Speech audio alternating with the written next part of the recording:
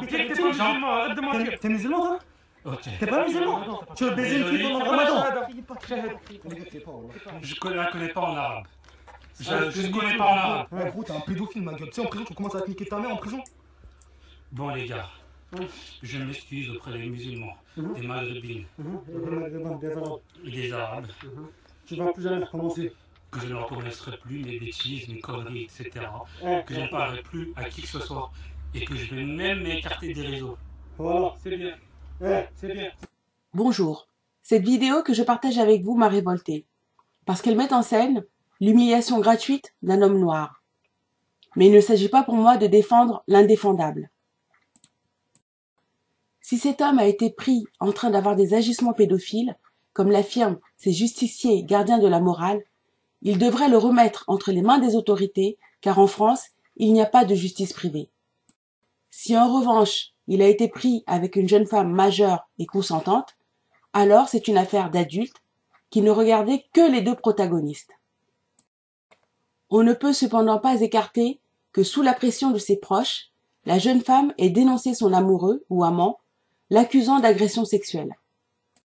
Cela s'est déjà vu aux USA, à l'époque de l'esclavage et de la ségrégation raciale, où les jeunes femmes blanches, au motif d'avoir été violées, n'hésitaient pas à livrer à la mort par lynchage les hommes noirs qu'elles avaient pourtant elles-mêmes séduits.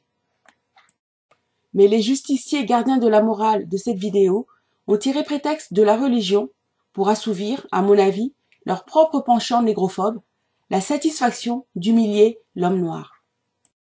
Si on admet que son comportement ait violé les règles de l'islam, les excuses auraient dû être présentées à la seule communauté des croyants, qui ne compte pas que des Arabes et des Maghrébins, mais aussi des Asiatiques, des Blancs et des Noirs. Or, demander des excuses aux seuls Arabes et Maghrébins dénote un parti pris très choquant. Mais ce fait divers doit nous amener à réfléchir à une réalité qu'il ne faut pas ignorer, les relations compliquées entre les Noirs et les Arabes.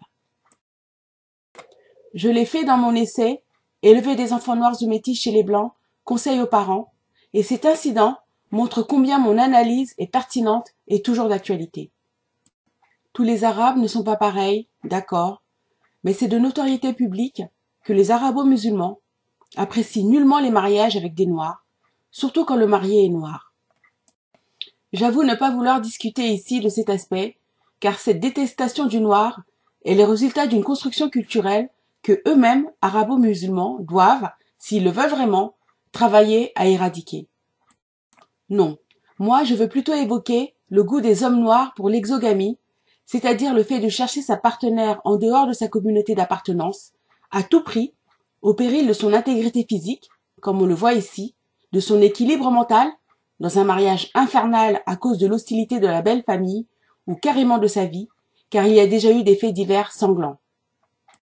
C'est un problème qu'il va falloir régler un jour pour éviter à nos frères, à nos fils, de vivre des agressions aussi humiliantes.